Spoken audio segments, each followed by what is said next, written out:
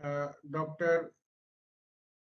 Syed Yasin, the first resource person in the first session, technical session of this FDP program.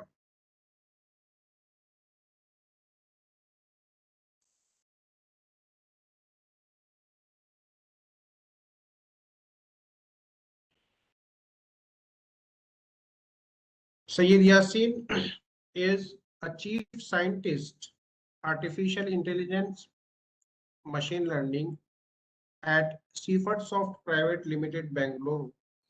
He is also the founder director of Bukle Innovations Private Limited, established in 2018 at Bangalore. He is a researcher, inventor, mentor, and entrepreneur. Sayyid's passion has been research even as a child.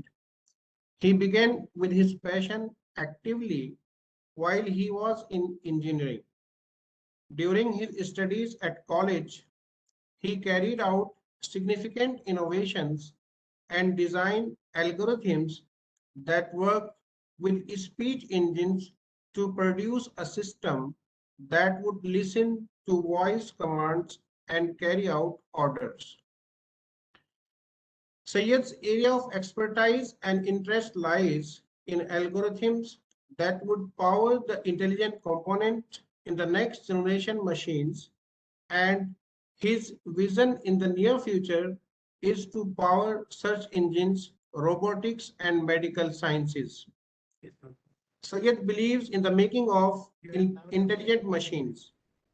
His team participated in a coding challenge organized by AMU Robo Club on the occasion of World Arduino Day.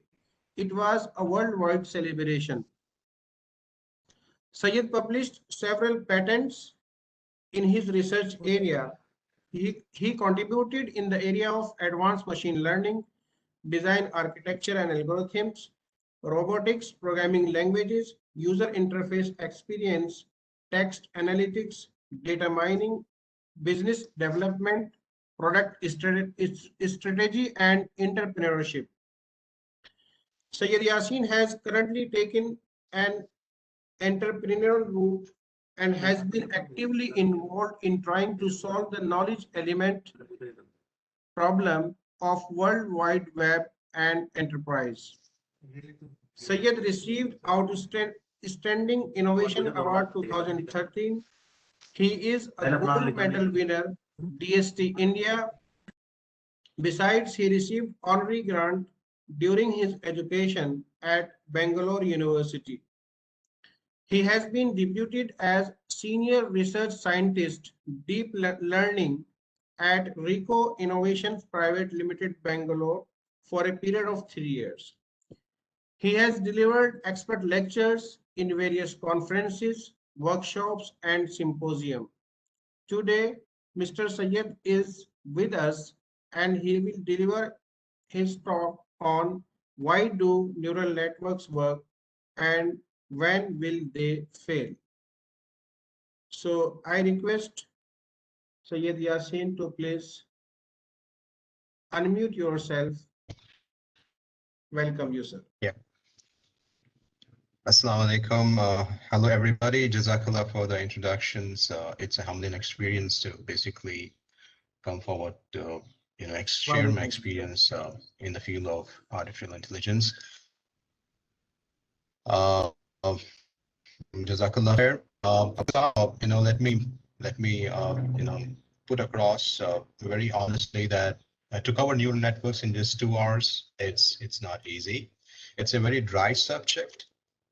It involves a lot of math, and what I could do is I would try to make this interesting by probably giving some demos that will intrigue you, and also try to walk you through some of the high-level concepts that can probably help you at a later stage understand how neural networks actually work.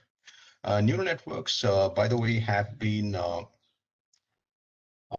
considered as a black box by many, and it's very important for us to understand what's inside the black box and why it actually works and when it'll not work. Uh, so this will kind of give us the why factor of understanding at a very broader spectrum of what this actually is. And also, it's also misunderstood most of the time that neural networks is the entirety of AI, which is actually not right. Neural networks is part of AI, a very small portion of AI, I would say, because we have other, significant algorithms that solve much big problems when it comes to advanced machine learnings. When it comes to decision tree, which is based off graph theory. Graph theory, by the way, is used a lot in artificial intelligence. So it's not just neural networks. We have many other models that work phenomenally well. Neural networks is one of the sub branches, I would say, which is in AI. So we would be going through some of the high level concepts of AI. I'll take you through some of the demos. So I'll try to see. The last time I tried this, didn't work on WebEx, but works on Zoom. So let me start with the demo. And this will basically, I'll be trying to cover, how a machine will recognize things, recognize objects. Speech technology, as you know, is significantly saturated now. We see speech in our phones, handheld devices. So we know machines can recognize, machines can identify objects, machines can listen and respond. And where we are heading towards is artificial general intelligence. That's the future of AI, where we also deal with writing algorithms pertaining to logic, how a machine can uh, comprehend logic. That's a tough problem for a machine to solve. So what we have today is AI, but the future of AI is going towards AGI, artificial general intelligence. And that's a huge milestone going forward. If we could do that, then we would be probably writing a operating system for robots. And that's kind of interesting and also scary part because AI is not regulated as of now. So let me start with the demo. And let me share my screen and I will share my video so that I'll be using the system video.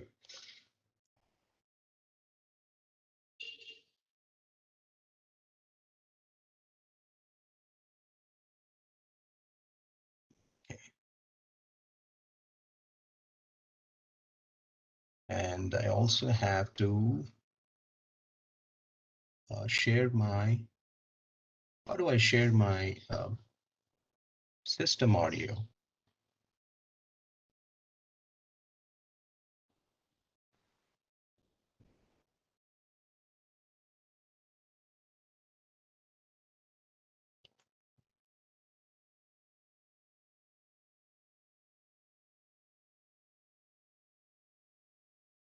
Okay.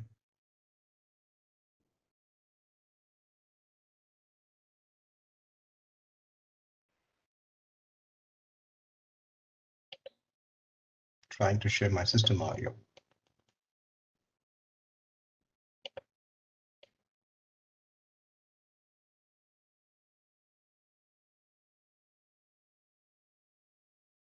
Okay, it's here. Here, share application. Got it.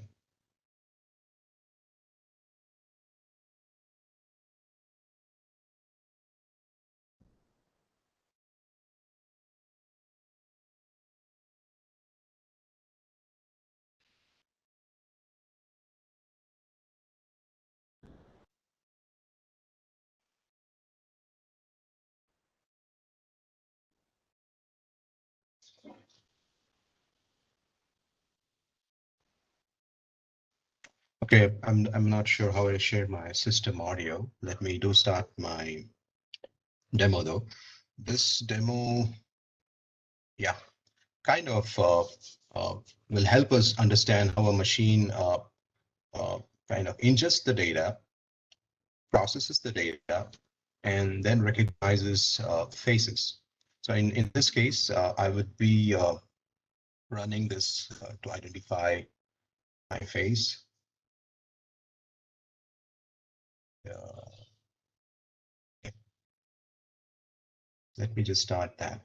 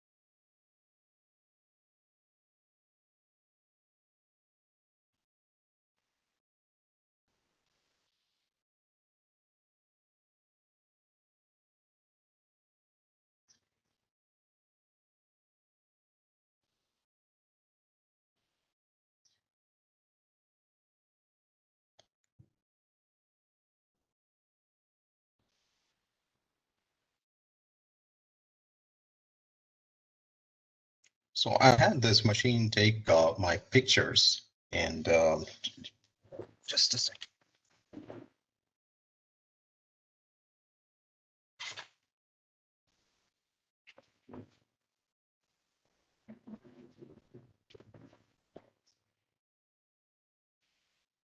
I don't know if you were able to hear the audio in the background where the machine was actually talking and guiding me to, turn my head around a bit.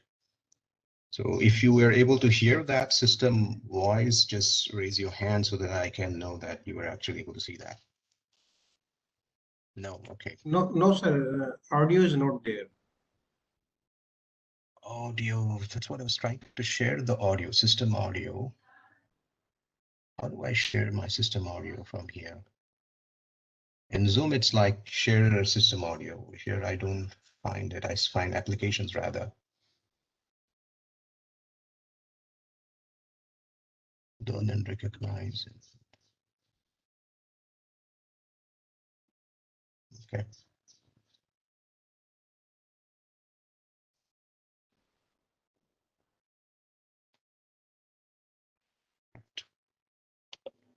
Let me then run.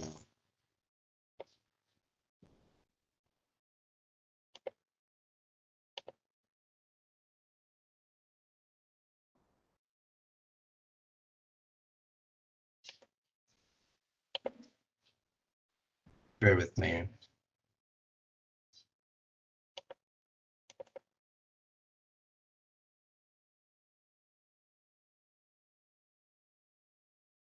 Okay, I have my data captured that you can see here.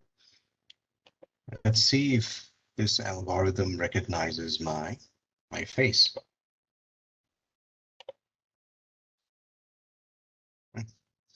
You'll not be able to hear the system sound because I'm not able to configure it on WebEx. But there is a machine that actually speaks in this demo. So now let's see if it's able to recognize my face.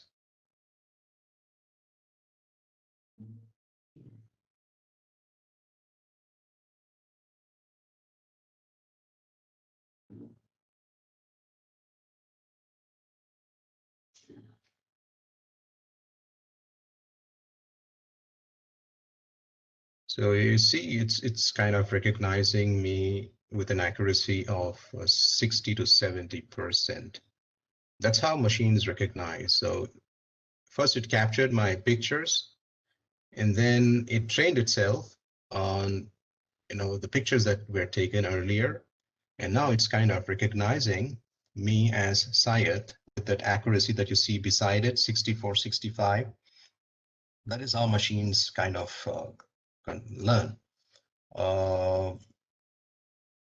Let me see if I can get another picture for you. I had Obama trained on this.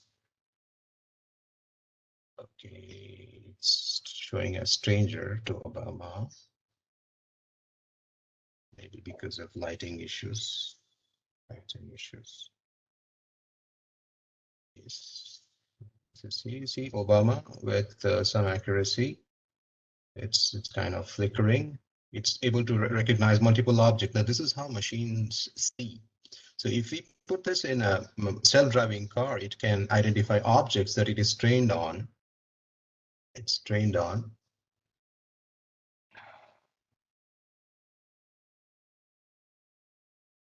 So now imagine that we have captured multiple objects and trained the machine to identify these objects dynamically. It was dynamically identifying me. You see the green box around my face was actually a bounding box. That's what they call in AI. That's a bounding box, object of interest. So if these are trained and multiple objects are trained for a machine to identify, recognize, and then you embed this in a self-driving car, and then you write an algorithm, what object to kind of, you write a control system or control algorithm around this. And that's how you kind of start with developing self-driving cars, where the car can recognize an object and can brake itself or accelerate itself. And that's how it's all is. And there are a bunch of algorithms that actually go apart from just control systems. You have reinforced learning, where a human expert would also be on the what you call uh, on the steering wheel, and the algorithm can learn based off the feedbacks that it gets. So we'll look into a little bit of reinforcement learning later on, but this demo would give you a feel of how a machine learns an object of interest by taking some data and then processing learning to identify that particular object and then dynamically identifying it. That's how our cameras that the smartphones that kind of unlock themselves when they see our face, kind of work. So that was a demo for you to get started on how machines learn and then recognize. I have a bunch of other demos that I may want to share with you, and one of them is object detection. So yeah, see, we have a bunch of images here. I'll be running SSD single shot detectors, where algorithm or a machine can see a picture and then recognize what the picture actually is. Now, I've downloaded OpenCV, and I've downloaded a database where this algorithm or neural network is being trained. This is a convolutional neural network, and that's trained to recognize many objects, not just faces. It's able to recognize boat, ship, animals, objects like cars. You see, I have a bunch of photographs here that you see. You can add more to it. This is only for empirical analysis. So this is a trained model. I'm not training it now. It's already trained. I'm just using the trained model. What I'm going to do is I'm going to show you some of the examples. Let's start with maybe example one. We'll start with this example that you see here. Example one is these cars that you see. So we'll go with that.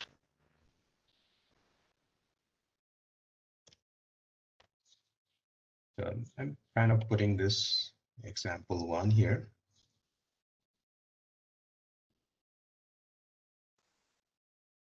You see the bounding box again coming in, and you see this is a car with accuracy 97.42%. This is a 29.93%.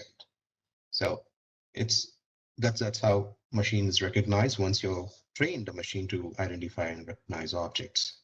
Now these are the solved problems. We have tougher problems going forward to solve, but this is where people started investing a lot in AI when they saw machines doing significantly well. The earlier neural networks were very slow because we didn't have the hardware to support them.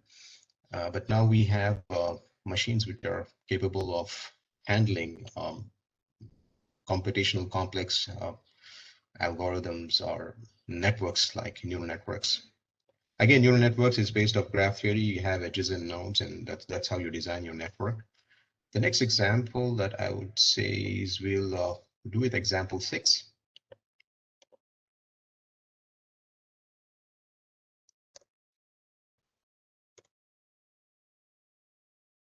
So it's a person with accuracy of 99.99%. It's able to identify a chair with 48.39%. It's able to recognize this is a dog with 83.09%. Let's take example, maybe example 5. We have multiple objects. We have a car, we have a dog, we have a horse, we have a person.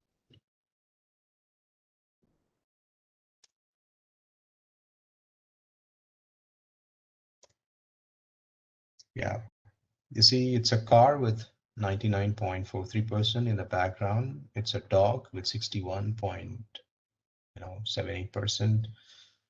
Horse is like 99.91%. A person is 88.44%. And this is how machines see when they are trained to identify objects.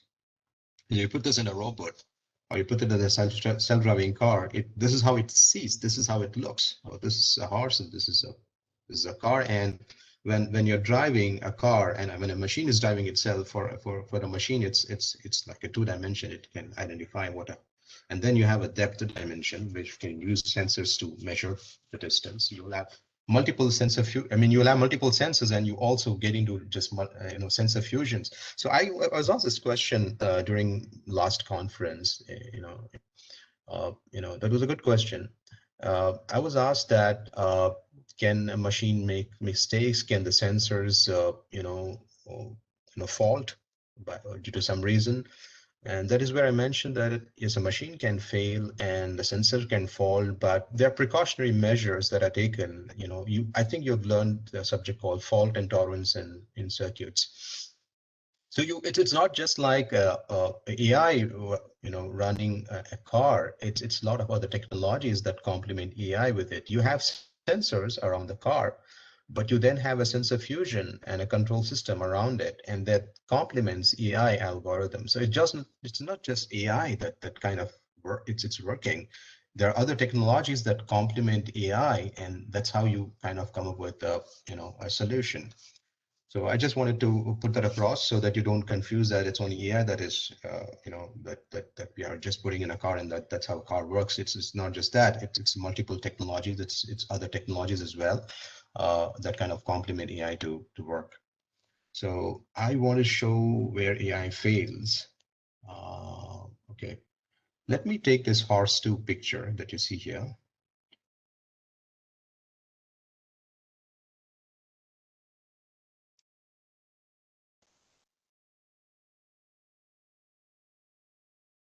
Horse 2.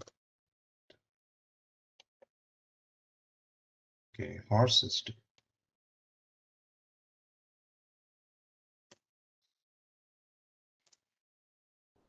It's able to identify this horse with 100% accuracy.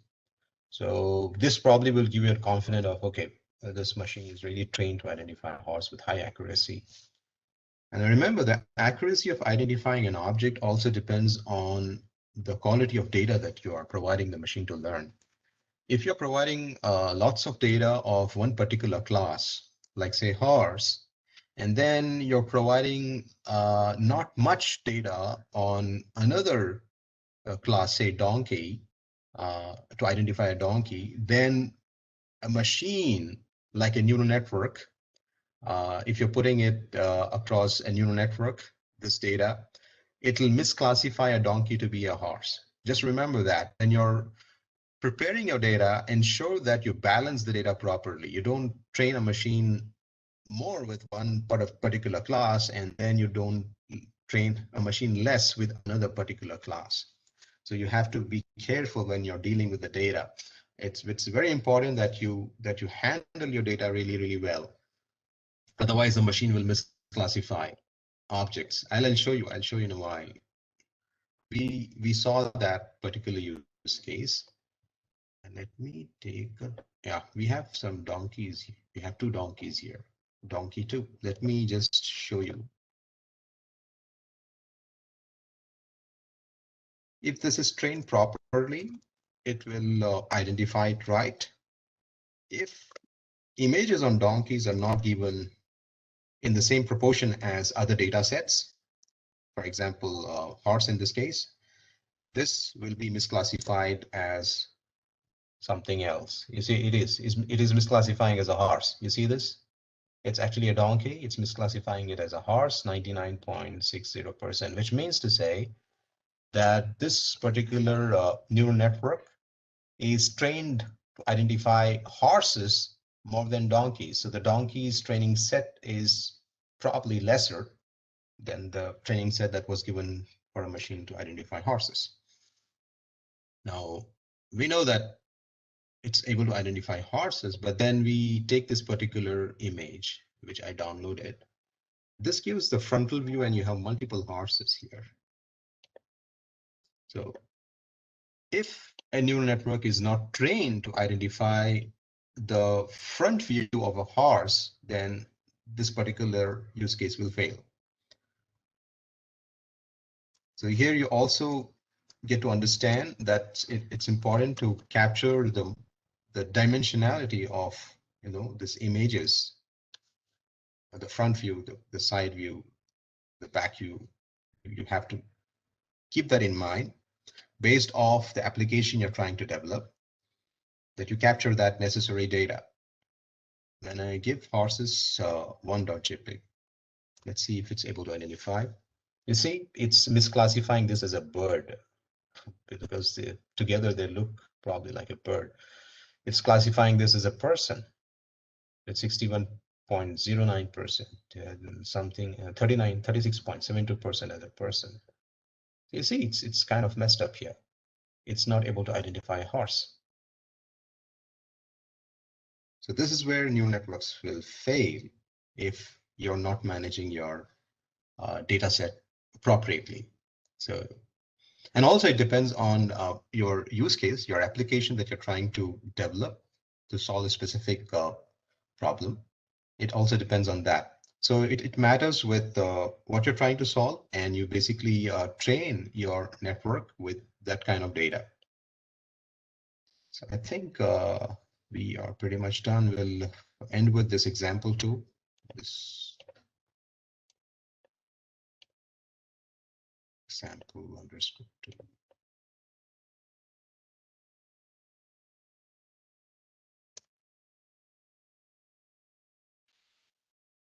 See, is able to identify this as an aeroplane with 99.36%. Okay, now I'm gonna put across something interesting.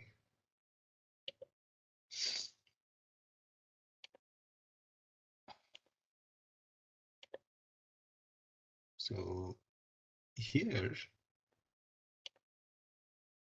we saw a machine able to identify objects, faces, and images. So a lot of image processing. We saw that. And we also saw a machine. I mean, I was not able to demo that. The machine was actually able to speak out my name, and it was able to recognize. It was actually, playing. It was actually talking to me that, the face identifies as Syed, or the face is identified as Obama in the other picture. So the machines, anyway, you know that because your phones, handheld devices, they talk back when you talk to Android phones. You have Google Assistant. The Google Assistant will talk back to you. If you're having an iPhone, this iPhone Siri will talk back to you. So we know machines are able to communicate in natural language. You also have natural language processing with respect to a lot of unstructured data. Can a machine comprehend lots of data, written data, documented data? We'll just have a look at it.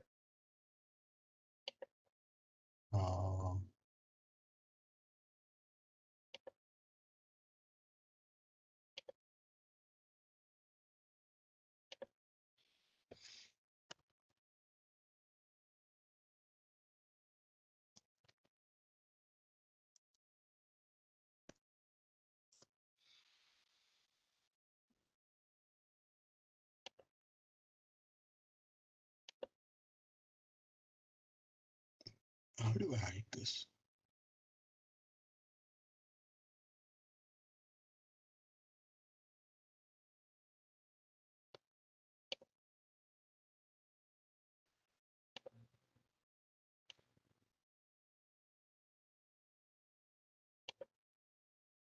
If I type something like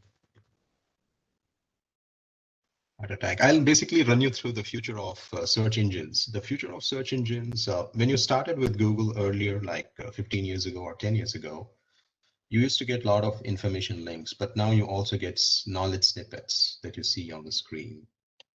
So the next, my research has been predominantly towards getting knowledge as opposed to mere information search. So you used to get a bunch of information search links in Google. Now that is changing. Google brings knowledge these days. This knowledge is kind of licensed from Apollo hospitals. And then you see here, you get a couple of links, and then this is what you get, related searches. This demo that I'm going to show you, the future of where you get knowledge as opposed to mere information. This search engine is on patented algorithms. This search engine is built by my company, using my algorithms. So you see, for a similar search on hack, going for knowledge, where one can actually read it on screen, provided this data is licensed. If it's not, then it's not possible. You just have provision to show so much. You have question and answers. Google actually brings this up on the screen. You see symptoms of heart attack. Yeah. You have web results as well, but then you have summary of that particular content page. So machines are able to summarize. Machines are also able to find keywords automatically.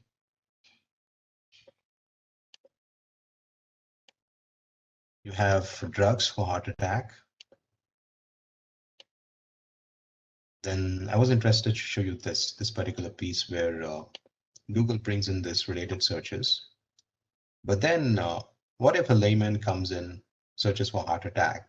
So the idea is to give the entirety of the topic heart attack for him to understand how a heart attack is connected with other relevant topics for him to understand its entirety. Now, in this case, you see contextually related topics where it shows coronary artery disease, acute coronary syndrome, cardiogenic shock. Now, these topics are automatically clustered by this advanced machine learning algorithm called LPSR, latent extraction syntactic representation. So this is a patented algorithm. What this does is it automatically clusters the related topics without any guidance. So in the earlier demo, we had to train the machine. Here, we don't train the machine. We give raw data to the machine will decompose the data and then automatically cluster topics that are related to each other. And then what it also does is does the knowledge mining for us and brings in those relevant paragraphs and sentences that show us how two things are related. Now, for a layman, for him to know how coronary artery disease is related to heart attack, I need to do another search on coronary artery disease and then read the article and figure out myself as to how that is related to heart attack. Now, this algorithm does that for us. It does the hard part for us. And without us doing that, search, it basically, if you see here, it brings in the second dimensional search space where it shows coronary artery disease is a narrowing of or blockage of arteries and vessels that provide oxygen and nutrients to the heart. Now, this is how it's related to heart attack or heart.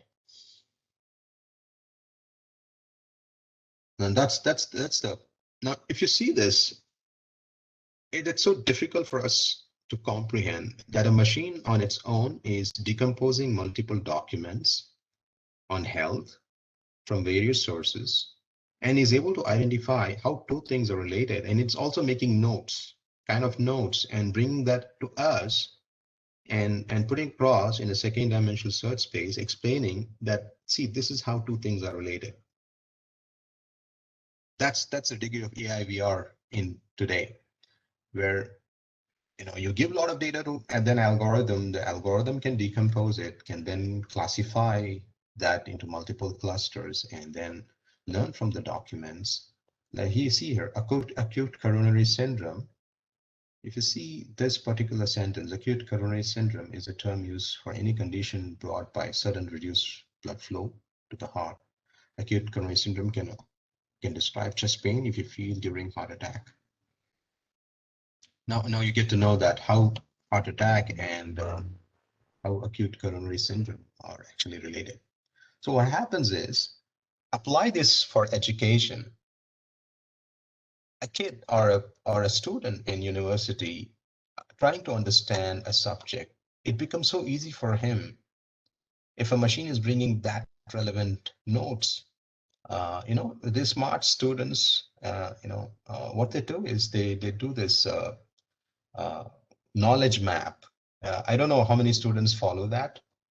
If you're used to building up knowledge map where you particularly basically pick a topic in a subject, and then using graph theory, you kind of put edges and nodes, and then you start connecting how other elements to that particular topic are connected, so that it becomes easier for you to memorize or revise during exams. So during exams, you don't have to study through the entire book. You just go through this knowledge map, and then you kind of understand, okay, you kind of revise it quickly and efficiently and faster.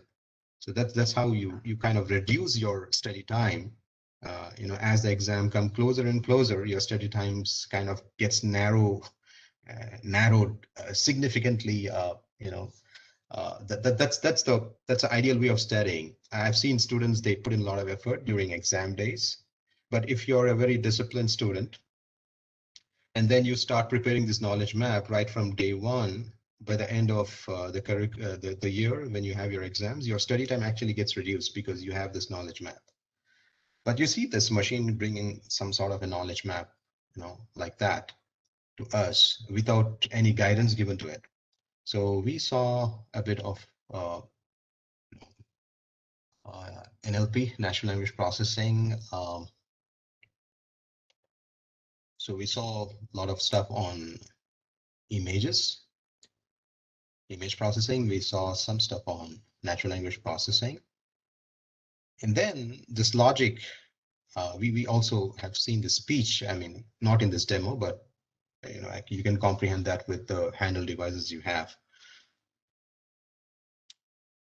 What is missing is the logic part, which is where I said that the next generation of AI would be called as artificial general intelligence.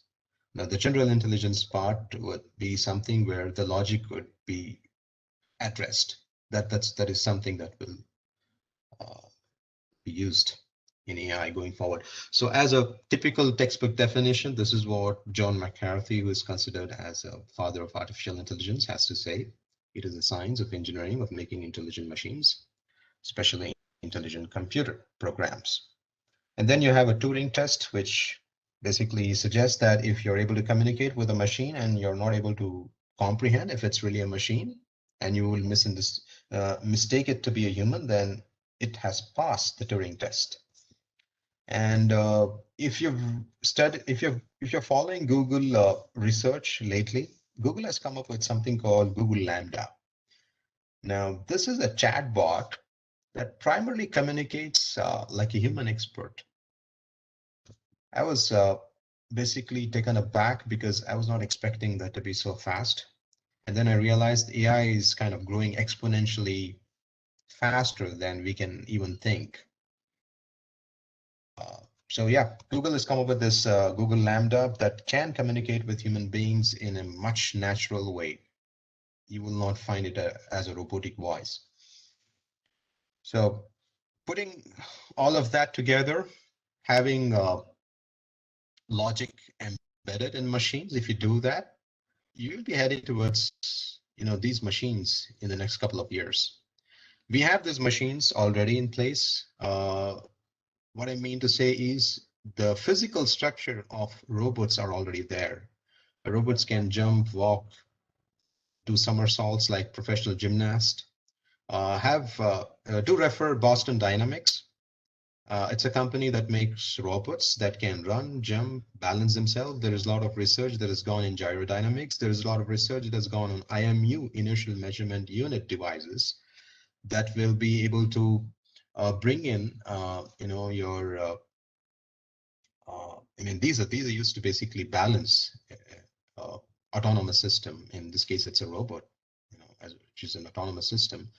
So IMU earlier were used in rockets and airplanes, but because they were expensive, now they're cheap, and which is the reason why they are affordable, and we can use IMU devices and use sensor fusion control systems to basically build algorithms that can help us balance a robot really well. When I say really well, you can actually push the robot and the robot can still balance itself. Or if it falls, it can, get back on its feet. So we have that part. That's a solved problem. What we don't have is the operating system for these robots. That is something that I was mentioning about artificial general intelligence. So if we have the logic thing solved to a certain extent, then one can actually write an operating system for a robot, just like we have operating system for computers. And then on top of that operating system, you can have application softwares where you can use robots for surveillance, robots as a security guard, robots that can actually cook food, robots that can actually teach a subject if you want the robot to actually teach. Robot can actually drive a car, and it can do so many things. And these will come in as application softwares that you can actually download from cloud. Just like how you download apps from App Store or Google Play Store, you can actually download these kind of application softwares from cloud for these robots. So I would not be surprised if we have a chance to see these robots in maybe 4 to 5 years going down the line. The only thing that concerns me with these machines is that AI is still not regulated, although there are debates around regulating AI. But if AI is not regulated, these machines could be extremely dangerous because you can use these machines to write some custom algorithms that can do nasty things. So that's the scary part. You have to have AI regulated, otherwise it's not. I would not agree if someone says that you can still go ahead with AI without regulating it, because the future of AI without regulating AI would be very scary for human beings. That's my belief, because I've spent a decent amount of years, doing my humble research on AI. So I do humbly understand a bunch of things that can really be a matter of concern. Now, this is a AI tree. We started off with expert systems like 2-3 decades ago. Expert systems were used a lot. And then we had fuzzy logic, that was not much. But then there was a lot of research on speech, and there was a lot of research on natural language processing. Because of natural language processing, Google became Google. I mean, the search engine is all nothing but language processing, natural language processing, and inverted index. So Google came in with this natural language processing. They were able to basically build a phenomenal search engine. And speech technology started picking up. Nuance, which was one of the pioneers in speech technology, had a phenomenal speech engine, which I tried out in 2003. And in fact, I used their speech engine to develop that home automation system in my early days. And then vision came into picture when we had advancements in hardware, where neural networks were really able to perform or outperform, to a certain degree. And that is where we saw innovations like convolutional neural networks that basically brought us phenomenal advancements and efficiency with respect to identifying objects. So vision came in. And then we had other algorithms and techniques with respect to machine learning. Deep learning came in, unsupervised machine learning. I showed you this algorithm a while ago, which was based off natural language processing. So as machine learning was already there, then we have planning engines which are coming in.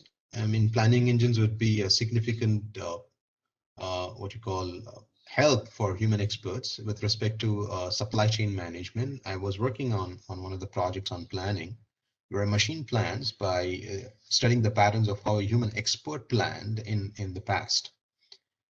And studying those patterns, the machine learns and then replicates a planning engine. And you have a lot of operational research as well involved in it, where you have greedy algorithms that will work and will plan beautifully. I mean, it's still in the research phase, but I have seen and I have developed machines that can actually plan. I mean, they're not in a very advanced stage, but we have some outputs that are promising with respect to planning. So this is important because if you see how companies work they work a lot based off how you plan your, quarter going forward. So it becomes very difficult for the CEO if he has to do everything on his own. But if he has a machine that is doing it for him, it's kind of complementing his work, and he can take critical decisions by looking at the data patterns with respect to planning. So planning is the future. There's a lot of applications that are coming up with respect to planning. And of course, we have robotics. When I mentioned Boston Dynamics, AI definitely is used in balancing a robot. It's not that AI is not used there. So in its true sense, AI is a combination of vision, speech, natural language, and logic. Logic is we have the first three at a very decent level. What we don't have predominantly at this stage is the logic part. And I said that the essence of AGI, artificial general intelligence, is more towards logic. That's a tough part. It's not easy to comprehend that. It's not easy to build algorithms around it. But since we've started doing research on this, it's just a matter of, years, or maybe a couple of years to get to this.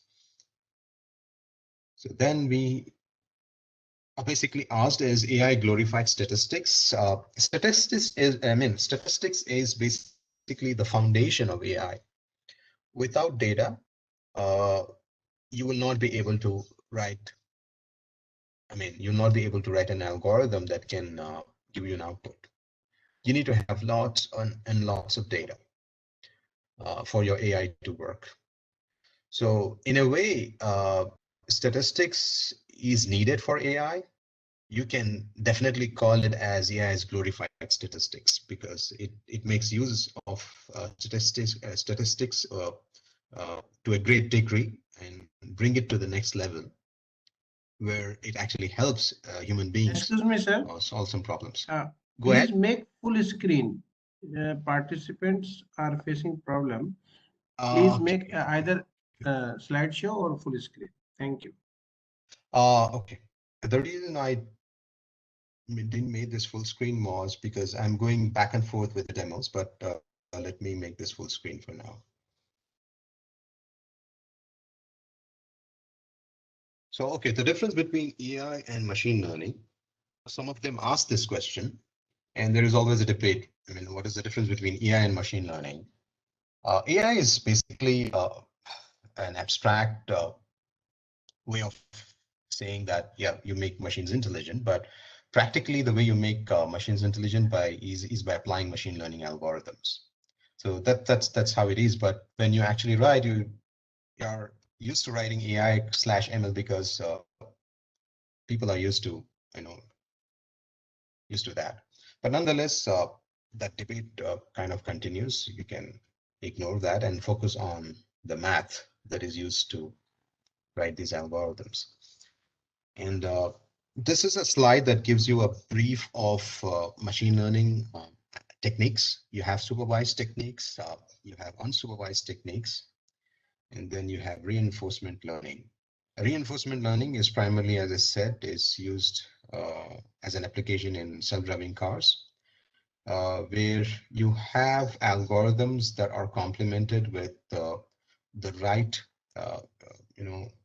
output when the machine makes a mistake. And when it really solves it, when it really outputs the correct answer, then it's kind of rewarded. So the weightage of that particular factor kind of it also increases. Deep learning is where we have a machine. See, the amount of data to the performance was a concern with older neural network algorithms or structures. Older algorithms were overgeneralizing, and at some point they were flat. There was no learning.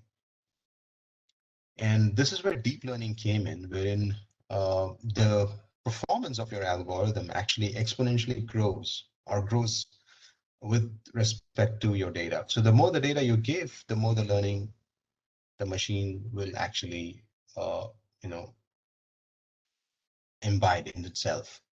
So the example of text analytics algorithm that I showed you earlier on Medbone is based off deep learning, unsupervised machine learning. So the more the data you give, the better it learns. That's the idea. Okay, now we basically land to the topic of interest, and this is what I'm kind of supposed to cover. Neural networks. We'll be touching upon this in a bit of detail. Uh, See, neural networks is based off graph theory. You have nodes and you have edges. And then how do you comprehend? You have this diecast. I put this image on purpose. Diecast is basically, consider this as an overfitting algorithm. The way the diecast is, whatever you put, I mean, this is your diecast, and if you put your molten iron in it, you will get that particular, output. So consider this to be an overfitting model. It's more like, in a layman's terms, should I say the expert system, where you have, this particular input and this is the output. But it is not generalized. What neural network does, it kind of generalizes that. If you're not familiar with the word generalization, it's not a problem. I'll take you through in a while what generalization actually means, statistically speaking. So generalization helps in basically comprehending an unseen data. If some data is not trained on your neural network, but it belongs to the same class, like say you trained a neural network to identify horses and you provided 10 pictures of horses, and now the neural network is trained. You provide 11th picture, which and the neural network is not trained to identify that particular picture of horse. But if it still is able to classify it as a horse, it actually means that you have generalized the neural network to identify a horse in general. So that's where your learning comes in. If you don't generalize, then your neural network has not learned. You call that as an overfitting model. So I'm not sure if I made that clear. It's a little difficult to comprehend, but if someone has some background in AI, they can really understand what it is. But if you are not able to comprehend that, that's fine, because it's not that straightforward to understand. Let me bring a little simplicity to the notion behind neural network. I was trying to basically think through how do I explain this. Then I thought maybe the subjects that we have touched already in our schools, if I bring that up and you will be able to connect it, and probably you will be able to get a notion behind how neural network works. So remember, in solving linear algebra, linear equations in our school days, maybe in our high school days, you used to use this LHS equals to RHS to solve equations. All of you have used this. So if neural networks is nothing but the same, your LHS equals to RHS, wherein your RHS is your ground truth data, the data that you actually use to train the neural network. You know that. That's your RHS. What you don't know is the LHS, which is the weights. Now I have to factor the weights. I repeat, I have to factor the weights. How do I do that? That is something that we're going to look into the next couple of screens. And also another analogy of notion behind neural network is a signature is an identity of a person. My signature is my LHS, my identity of a person is my RHS. So every person has a unique signature, and that comprehends the person. Similarly, every data set or every data pattern can be recognized as a signature. Signature of what? Signature of a particular class of data or a concept space. This data pattern is discrete. Remember, our signatures are discrete. We can't identify signatures, right? Signatures are discrete. Just by looking at signature, you cannot comprehend the name of a person. because some people have a very different signature from their name. So what do we comprehend? Maybe you comprehend that the signature is discrete. Similarly, the data pattern that represents a particular class of data or a concept space is discrete most of the time. Just by looking at the data pattern, you cannot comprehend what class of data it belongs to. But a machine can do that. That's something that you're gonna see going forward. So this discrete pattern of data with respect to neural networks is called weights.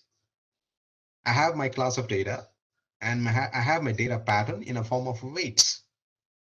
So when it comes to neural networks, we are trying to factor a complex mathematical problem. And we're going to use a little of calculus for gradient descent to basically find optimal global minima, which are my roots. My roots are nothing but my weights.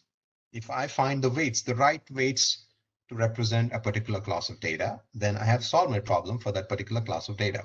Then the machine can actually classify for unseen data. Okay, ground truth versus weights. Now here I put across LHS equals to RHS. Now my LHS is my weights, my RHS is my ground truth. So imagine we have data set. We have two data sets. We have kilometers, 0 kilometers equals to 0 miles. And then we know 200 kilometers equals to 124.274 miles. Now this is the ground truth we have. Now the problem is we need to know what is the factor. I mean, how many miles is 1 kilometer? If that is a problem to solve. You can definitely solve this using cross multiplication, but if you have a neural network to solve this, how will it solve? So that's the idea. That's the idea. So we give an input as 200 kilometers. Then I have my weight. I don't know my weight. That is my LHS. I need to find that. So I multiply that weight. I start with an arbitrary weight of say 0.5. You see the table below. I start with that 0.5. My weights in neural networks range from 0 to 1. When I flatten my data, if I normalize my data, my weights of neural network will range from 0 to 1. That's the idea. So I start with 0.5. And then I know my 200 kilometers is 124.274 miles. I know that. That's my ground truth. Now, when I give my weight as 0.5, multiply that with 200, I get 100 miles. The error in my output with 0.5 as weight is 24.274. That's my error. So since I got that error, and that's a positive error, so I have to increase my weight. If I have a positive error, I increase my weight. Now, this is the gradient descent algorithm. This is the notion of gradient descent, where I'm trying to find an optimal route. In this case, my weight factor. So you increase the weight by 0.05. I have 0.55 as my next weight, the next row that you see in the table. And then my miles will correspond to 110 miles. My error now is 14.274. Again, a positive error, but I am closing up. I'm closing, to find an optimal solution. Again, an increase by 0.05, I get 0.6 as my weight. Now you see the error is reduced to 4.274. And then I increase, since it's a positive weight, I increase again by 0.05, but I get my negative error now, which means my solution lies in between the earlier weight and the current weight. So then I start, gradually closing up to a weight which will correspond to the ground truth data, and the ground truth data will correspond if my weight is 0.621. That's how you will make the neural network learn, and you will have that weight recorded in the network, one of the edges in your network. That's the notion. That's the notion. That's the idea of how neural network works. It is as simple as LHS equals to RHS. I know my ground truth. I need to comprehend, or I need to calculate. I need to find the factors of my weight.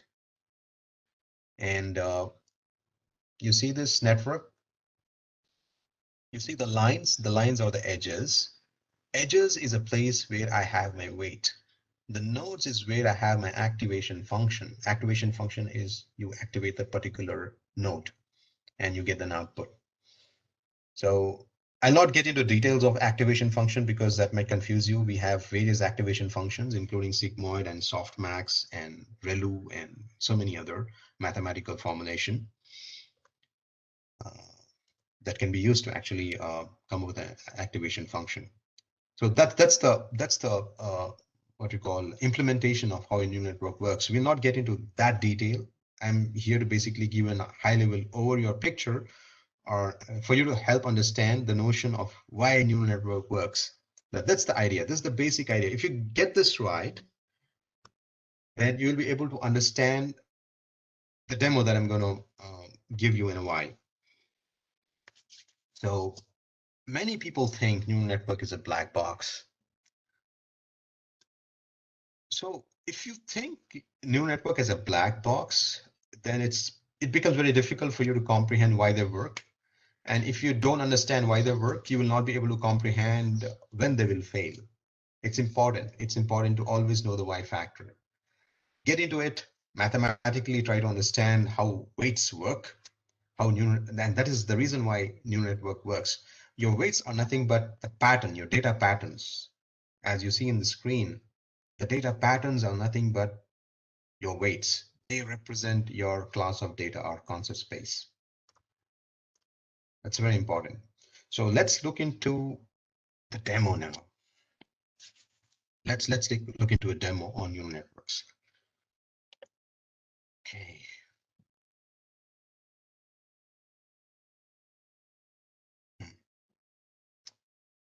I had earlier trained this neural network to identify digits. Okay, let me show you what this is. This is my training set. And let me open this. You see this data. You can download the data for identifying handwritten digits from MNIST, MNIST website. So what this particular data represent, this is a CSV file. What this actually represent, this is your ground truth data. The ground truth data, which is, these pixels, these are pixel values. This row that you see, these are pixel values that represents digit 2. These are pixel values, 0 to 255, grayscale pixel values. Now this is ground truth data that represents the number or digit 2. You have 784 of these, which means to say the dimension of the picture is 28 by 28 pixels. Multiply 28 by 28, you will get 784.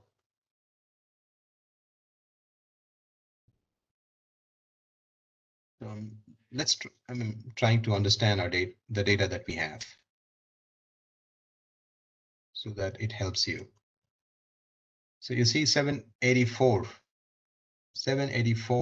cells is what we have. We have 784 cells because it's a matrix of 28 cross 28. We have 28 rows and 28 columns. That's the dimension of your data. That's a pixel, 28 by 28. So those many pixels will be 784.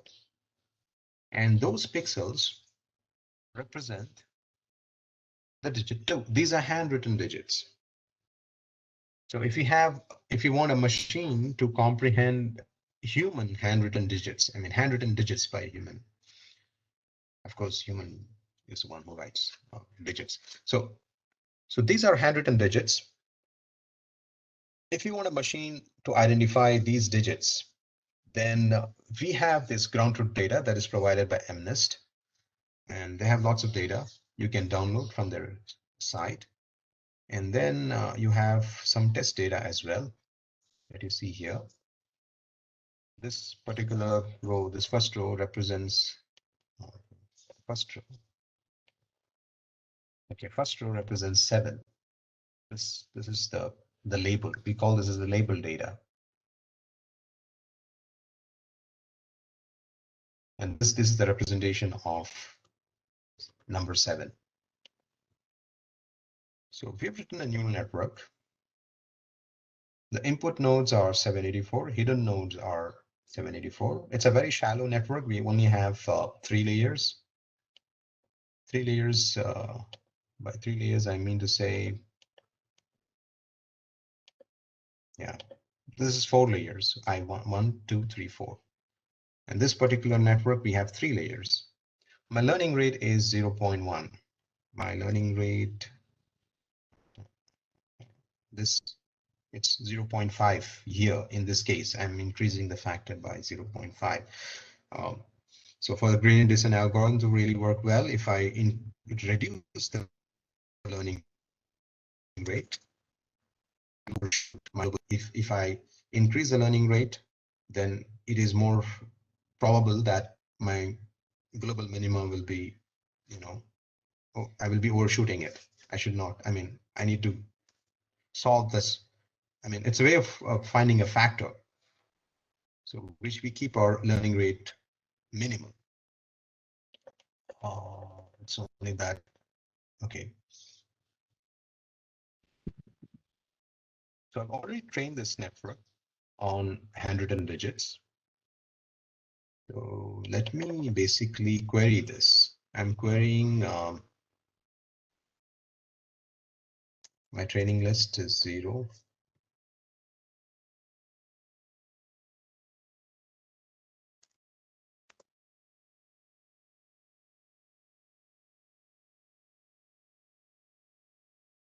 It's saying the digit identifies 19.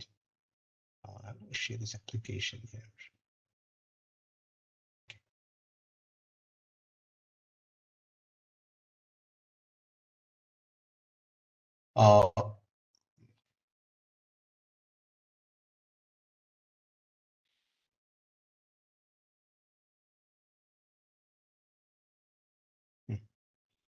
So this was a digit that was identified, the 7. Now let's go with 2.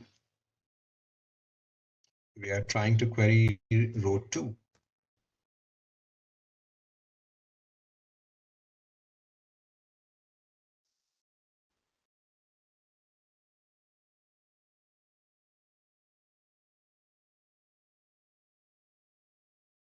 So digit identified is, what was the query I gave? Oh, query is 2, which is the third row. Third row is 1. So that's what it said. Digit identified is 1. Let me then query the second row, which is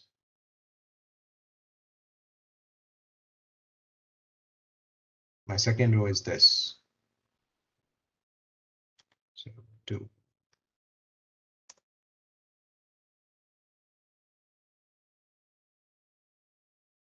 So you see, it's able to identify these digits. This is a pixel representation of that. You see these numbers from column B to the end of it. Those are the pixel representation of this handwritten digit, which looks like this. And a machine is able to, I mean, we trained this neural network to identify these handwritten digits. And you see this, this list that you see here. This is the probability of all the 10 digits, starting from 0. This is 1. This is 2. This is 3. So this is 2. This 2, number 2 is 96%. That's what it means. So my neural network, remember, had 10 output nodes, which is my 10 digits. digits 0 to 9. This is the output of that. So given the weights, which I was mentioning, let me show you the weights. Weights of my output. These are the weights. This is the black box, 28 by 28. So you see, these are the weights. You'll not be able to comprehend this, but this is the discrete pattern that represents class 2. I mean, the concept space for digit 2. So this is a signature of digit 2 in my network, in my output node. I have two nodes. Uh, one is my weights in the, okay, how do I explain this? See here, I have 3 layers. This is 4 layers, right? Remove one layer here. I have my input hidden weights and my output hidden weights. So this is what it is. Weights of hidden output. Weights of hidden input. I have 784 cross 784 of these. This is huge. Okay, I have not captured that. Not captured that. So okay, this is my output. So this is weights of one of the output nodes, and then the last layer that I showed you was this.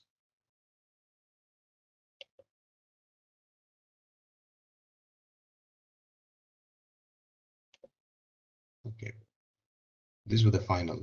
This is the output of my output nodes. You see this accuracy is 96%. So this will give you an idea of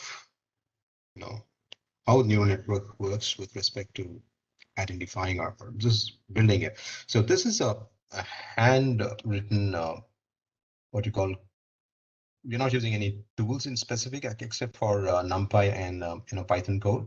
But if you're using TensorFlow, you see this program is a little larger. It's like over 250 lines of code.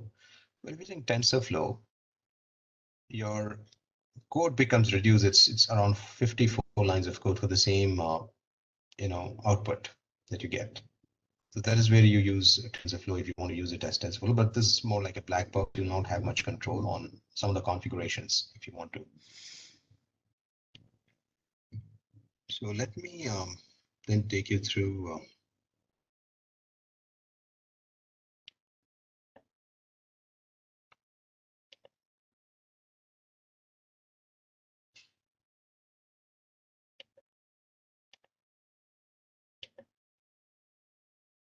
okay. So let me take you through generalization part where I have, yeah, this. I have, see, remember, we saw a demo on this, and the next point I have mentioned is know your data. This is where I wanted to show you and also touch upon generalization. So I have used this data, the training set. It has like 50,000 rows. I mean, those many digits, handwritten digits for each digit has a training set of around 5,000. That you'll have zeros of 5,000 training set. Number one has like 5,000 training set. So let me show you that data. This is the data you have, and this is your training data. It's going to take a while because it's a big file. I thought, let me show this to you.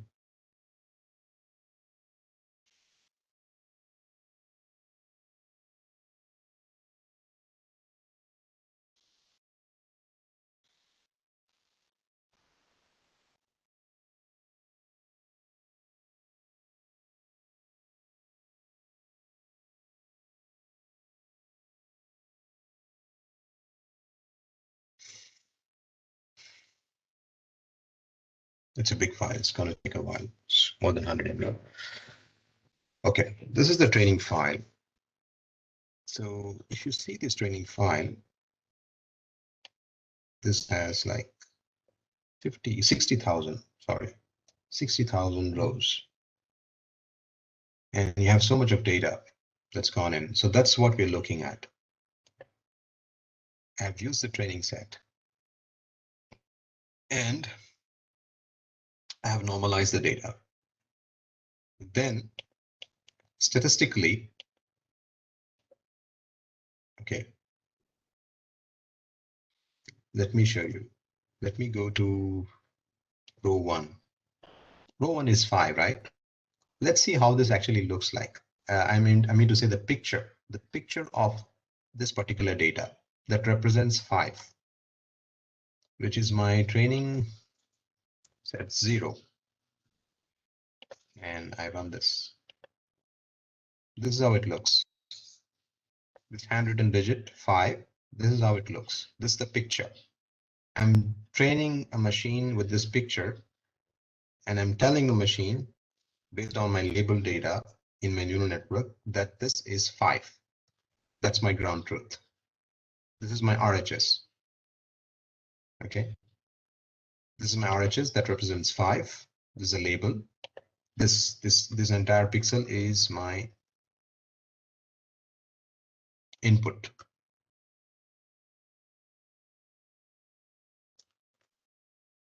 Is my input. So this is how is 5 is represented. Now we see this next row is 0.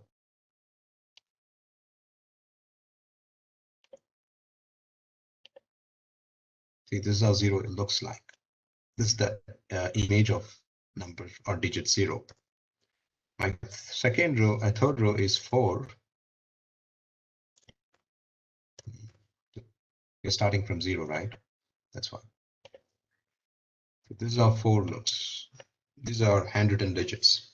So these are the images, and image in the sense we are giving the pixel numbers instead of images for a machine to get trained to identify these images. Now assume, okay, how do I explain this? Let me do this.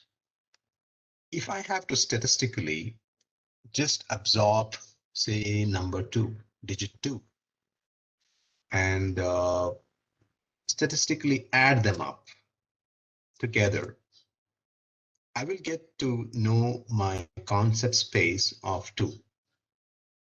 In linear algebra, I get to know how my concept space that represents digit 2 is scattered.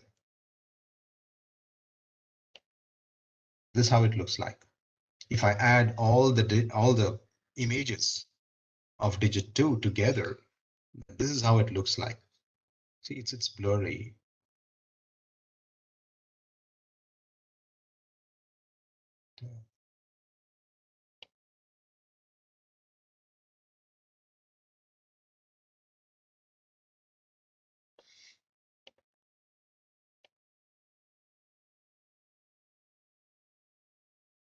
This is how it looks like. 2. In case of 5, if I have to say generalize 5, I'll just keep this.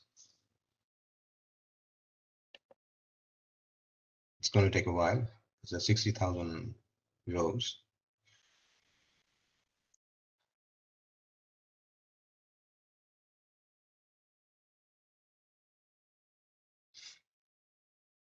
It's done. Now we'll plot this. Let's see how 5 looks statistically. Merging all the pictures of 5 together. See, this is how it looks. You see this 5? Now this is, in a sense of generalization, I can tell you that this is my concept space. You see the bounds.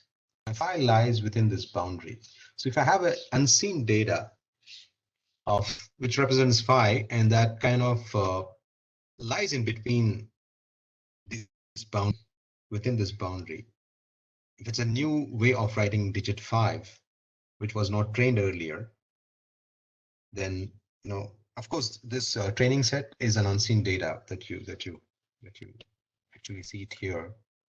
It's a training set. I can show you here. I'm using the training set data to basically map with the train data. But this gives you an idea of what generalization actually means.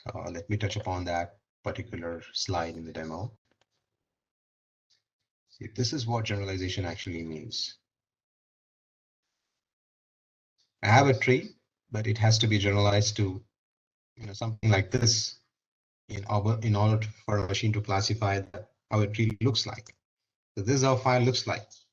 This is the statistical data of the number representing 5. So I just wanted to give you this high level picture so that you understand how your statistical data on number digit 5 looks like, and how that is transformed into generalization with respect to neural networks, so that an unseen data is basically then when the neural network will look at unseen data, it will still classify it as 5 because it is learned or trained, because you have a lot of statistical data there. Again, your generalization depends upon your learning rate and how you have actually architected your new network. So this hopefully helps you understand the statistical part, and also a generalization to a certain extent at a high level. This is your data, in a sense. Generalization is your learning efficiency. If your neural network is able to classify the unseen data as well accurately, then it is really generalized, which means that it is really learned to identify various data sets. Here I had a demo wherein see here, this is your actual digit. The background is your generalized statistical data too. And for digits like this, it was not able to classify. Okay, this was classified as 2. No problem. I think this was misclassified as 9 or something. This is 1 second, just a second. 1, 2, 3, 4. 4, right? 4 in the sense 149. I'll show you what that means. 149.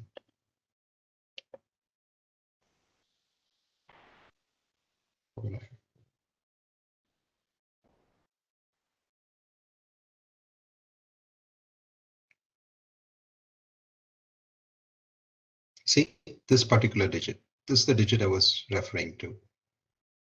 See this digit. This digit. You see this training set in the background. It's not in. Actually, this 2 is not in the boundary of your training data. So the weights correspondingly, which is nothing but the discrete representation of your training data, will be proportionally weight. Will have the respective values. It's more like a signature of this statistical pattern. Now, since this is falling outside the boundary of your training set, it's not able to classify that as 2. This is where I wanted you to learn. I mean, even I'm learning it. It's not like I'm teaching. It's a learning curve for me as well. This is where we learn where neural networks will fail. This will give you an idea of when they will fail. You see, this is my 2. This is clearly, much of it is outside the boundary of, the general statistical data too. And I have the data here, and it is misclassifying this as 9, but with a very less accuracy. You see 30%. And my 2 is 13%. You see, it's misclassifying that. So that's the notion that I wanted you to understand in this particular demo. But for the rest of the tools, you see most of them are falling within the boundary. This is very well within the boundary, which is the index of this 147. I'll show you 147. This should be probably 100% accurate. See, it's almost like 100%. This is that digit because it's falling well within the boundary of your training. This is the digit 2. You see that? And this is why you get your 99% accurate. This is not that good, so the accuracy might be less. This is what is the index of this? 119.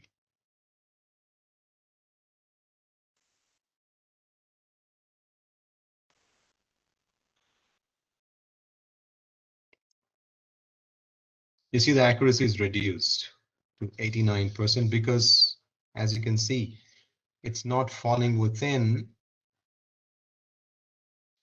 It's not falling, within, within the boundary. See this the number, which is why you get that less accurate. So, I mean, this kind of gives you an idea of how this neural network will work and when they will kind of fail. See, this again is not like totally covered, so the accuracy might be less for this as well. But it kind of gives you, when you kind of look into the hood and not consider it as a black box, what digits will work, what digits will not, with respect to identifying by this neural network. So hopefully this gives you an idea of how this works. Okay. When will neural network also not work? Supposing I have a complex system wherein my job is to detect you see this particular image, and the task is to basically identify the tick marks, and not just identify the tick marks, to also remove them. Can we have a neural network to solve this? You cannot. I'll tell you the reason. Every tick mark is unique. It's like a signature. The way I tick will be different from another person who kind of puts a tick mark. To get those tick marks and train the machine to identify tick marks, it's going to be a very difficult task to generalize that kind of data. So this is, I mean, you can still do it, but with not very high accuracy.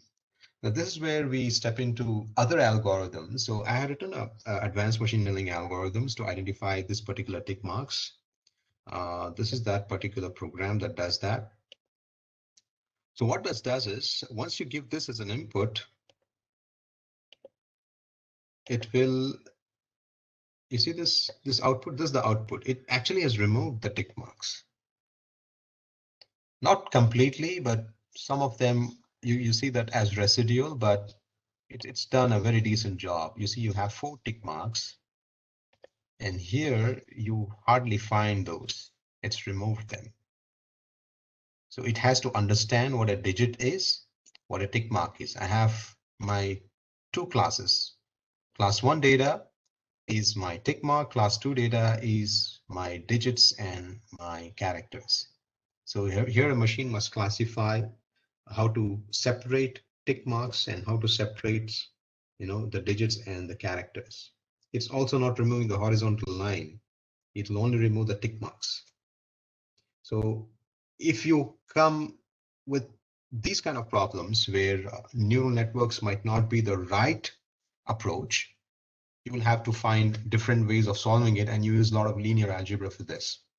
Support vector machines is one of the areas where you can also use support vector machines to solve such a problem.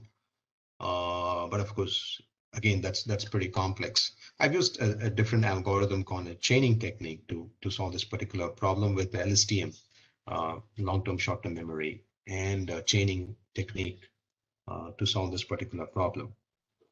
So this is important because if you have tick marks, then getting the document OCR is difficult because these tick marks will jeopardize your OCR, optical character recognition. If you want to OCR this particular file, these tick marks is a noise, and they will spoil this, the OCR output.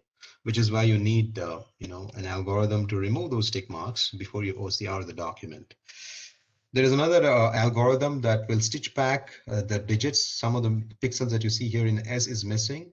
So that algorithm is still pending, but I thought let me show this as well so that you get a feel of, that some of them have this understanding that neural networks can solve everything in AI. It's not true.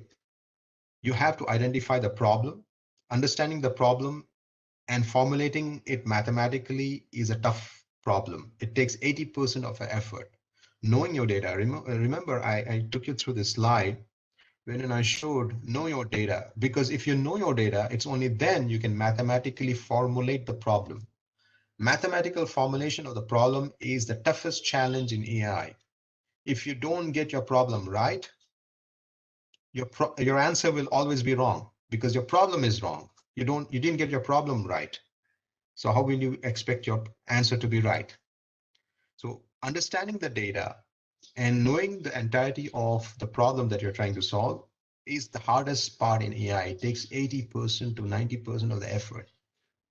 Once you know your problem and once you've formulated your problem mathematically, then you just apply linear algebra algorithms and then you come up with a solution. So as simple as that. But to really understand that, it takes a long time. It takes a lot of analysis and empirical testing to understand your data. Like I showed some of the concepts here. For me to understand how my neural network is working, I'm basically, superimposing my unseen data on my learned data, and I know how this is working. If it's really working well or when it'll fail, I do understand that.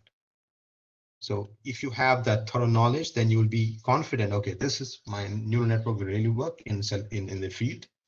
And when it'll fail, I know that I can take precaution measures when it'll fail for this kind of, data that you see on the screen. So apply this for self-driving algorithms, apply this for robotics, you will get a feel of how you can test, how you can plug in some exception handling. You can do so much of it. It's not just writing a neural network, but also this complementary, algorithm that will bring in the efficiency with respect to increasing the performance of the neural network. So I thought to give you an idea of that. So there is one more thing. Go through central limit theorem, because that is the essence of, I believe, machine learning algorithms.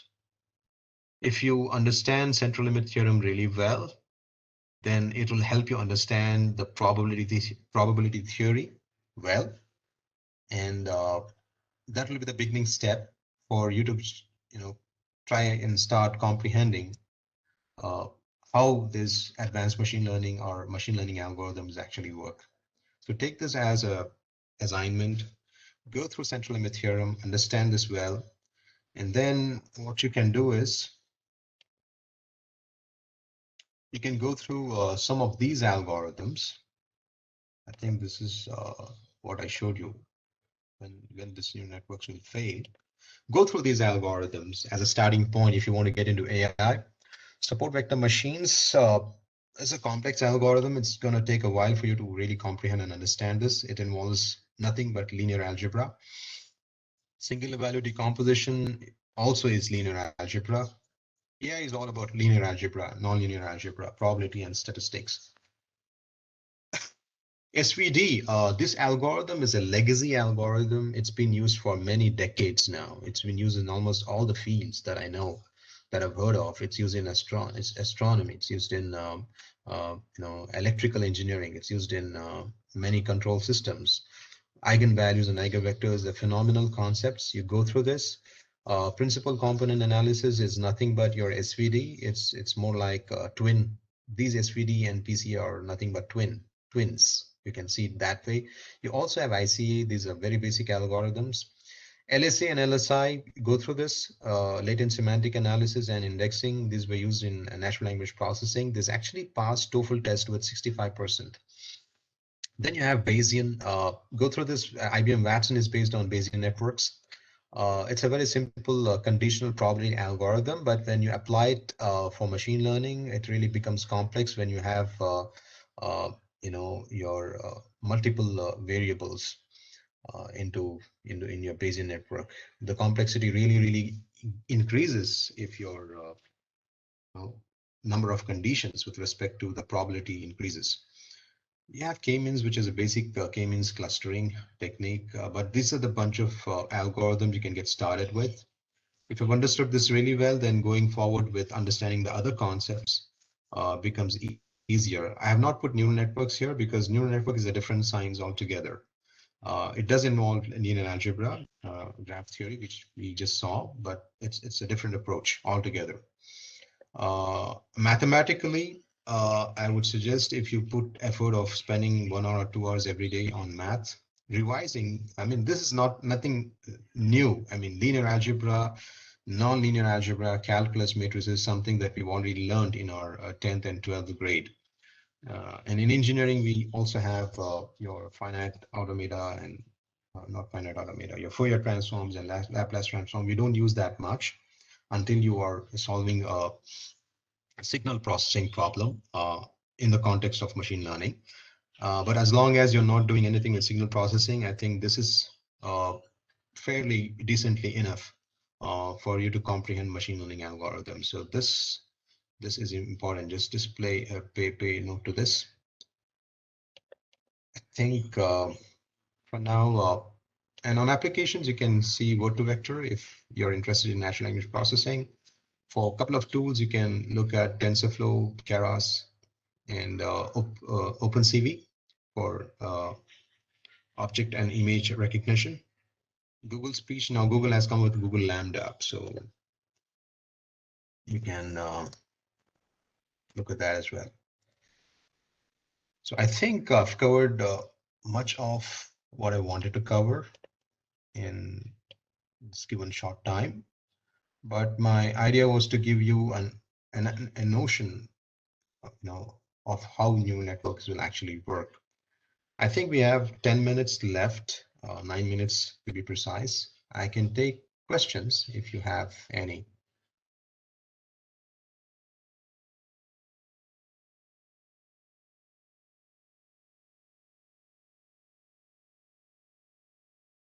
Hello.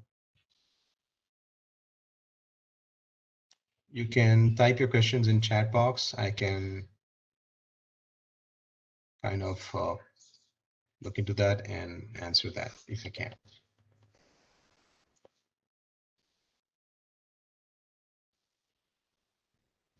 Any questions?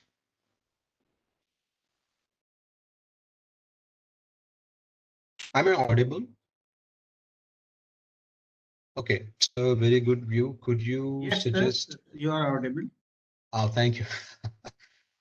I was concerned because of the network issues. Sometimes it's like I'm talking and no one is listening. So, okay, so very good view. Could you suggest algorithms for non-linear data? Non-linear data, SVM is a right place to start with because SVM deals with solving non-linear problems. Support vector machines. Have a look at support vector machines, and probably maybe in the next session or so, if we get an opportunity, I will be trying to cover some of support vector machines, because going through textbooks and a lot of blogs out there on the net will be very difficult for you to comprehend support vector machines, because in support vector machines, see, the notion or idea behind solving nonlinear equations and nonlinear data is all about dimensionality. Because when your data is non-linear, you have multiple dimensions that represent the data. And if you're able to bend, stretch, and manipulate the dimensions, which we call as a kernel trick, you'll be able to master of how you can actually solve non-linear problems. So the kernel trick is the essence of solving non-linear problems. So look into SVM. Probably you will get to understand how this might be helpful. Okay, we have, okay, can we use swarm optimization techniques for optimization of weights? Honestly, I've not used swarm optimization techniques so far. because most of the time the application that I've written are based off advanced machine learning. Neural networks is something that I have hardly used. And to be honest, I haven't used swarm optimization techniques, so I'll not be the right person to answer that.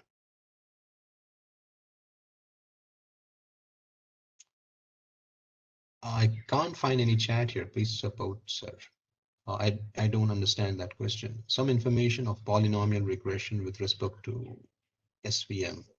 Yeah, I think I did mention a bit of SVM where you focus on your kernel trick. And if you really want to understand kernel trick, then you have to understand multidimensionality in detail, which you have to really understand linear algebra well, so that you comprehend your dimensionality reduction. And see, once you get into multidimensionality, the essence of multidimensional data is for you to understand your principal components, your eigenvalues and eigenvectors. And once you understand that, you can reduce the dimensionality and get your principal components, which becomes easier for you to solve the problem. And also, with respect to SVM, you will be able to stretch and manipulate the dimension the way you want to, so that you proportionally classify the different data sets in your multidimensional space. I'm not sure if I'm making myself clear, but try to understand the essence of kernel trick, how you bend and how you fold and how you stretch your dimensions. So if you know how to do that, then you'll be able to solve a polynomial regression of, a polynomial of high degree. A polynomial with a high degree is definitely a very a difficult problem to solve. I would also suggest that apart from SVM, you have a look into inverted index. If you index your data, you will be indexing in multiple dimensions. And inverted index is a phenomenal way of retrieving the data that you are interested in. And it's a what you call technique that is primarily used in search engines. So have a look at inverted index as well as kernel trick in SVM. Okay, do we have another questions? Could you please suggest any good book for AI ML? A good book I would suggest is a book written by Google Research Director. What's his name? Google Research Director. Peter Norvig.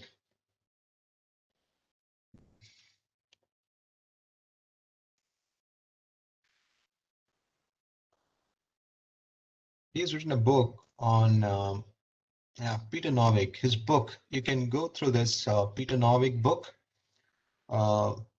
It's a very good book. I usually have referred this. The good thing about this book is he's put in tips that he has actually seen problems while solving real world problems. So he has given some tips and techniques because there is a gap between theory and practice. So this book that this guy has written gives those tips or techniques that will help us bridge the gap between theory and practice. So in practice, you use a little bit of what you call how do I put across not deviation per se, but a hack. So how do you hack the theory to get this theory in practice? So he's given some tips. Have a look at the book that he has written. Just a second, go through this book. Peter Norvig book.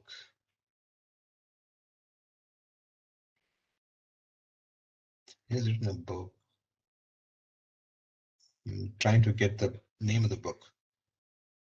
Anyway, you can Google and find the name of the book. I do have the book on my system. I've just forgotten the name.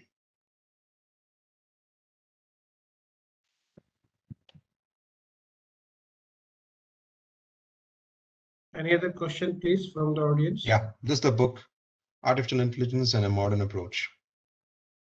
A modern approach. Raspberry Pi, can I perform those using Raspberry Pi? See, Raspberry Pi might not be, you have to check the RAM size. This got to do with computation complexity again. If the computation complexity of the algorithm is high, then you cannot run it on Raspberry Pi. So Raspberry Pi, there is a technique where you can actually run the complex stuff on cloud, and then you hook up Raspberry Pi to connect to the cloud, and then you can solve the problem. But if you're running algorithms on Raspberry Pi, they have to be very efficient. They have to be super efficient so that the memory is taken into consideration. You cannot run heavy algorithms on Raspberry Pi. Because I already developed a face recognition system using PyCam. Okay, that's good. That's good. Okay, so if you have developed a face recognition system using PyCam, then it also depends on your data set. If your data set is huge, then you may face some issues with respect to performance. So empirically tested, what I know the technique is that you have, the computational complex system running on the cloud, and then you have Raspberry Pi as your client. Then you have a client server architecture, and then probably you can solve that. Can I perform those using Raspberry Pi? Okay, that was a question again. Okay, so try using that technique, because Raspberry Pi will not be able to process algorithms and networks that are computationally complex, which demand high resources. You can run light algorithms on Raspberry Pi, but not heavy algorithms. Can you suggest CODs, repositories for codes? GitHub is one place where you can get some of the code. Kaggle is another place where you can get a lot of code with respect to data science. Kindly suggest some good readings. Yeah, this Peter Novick book, and there is one more book called Artificial Intelligence by Rick Rashid. Getting the name of the author right. Just a second. Tariq Rashid. Go through this book. Tariq Rashid. I've gone through. It's written a very decent book on neural networks. So you can go through this Peter Novick book as well as Tariq Rashid's book. A good book for beginners is the math that I suggested earlier. Go through that math to start with, even before going through the books, because when you start referring the book will highlight a lot of new jargons with respect to linear algebra and other mathematical concepts. And if one has not revised the math properly, then he will not be able to comprehend much from the book. So it's better you start with the math, start with basic algorithms, and then start reading books on AI. That's the right approach. It's more like going through the basics first and then take a book on AI, because in most of the books in AI, they will not start from the scratch. They will assume that you know linear algebra to a certain degree, and they will start explaining concepts from there on. So for a beginner, it becomes difficult if you're directly referring a book. But go through basic concepts on linear algebra, nonlinear algebra, calculus, matrices. Matrices is some form where you actually use, to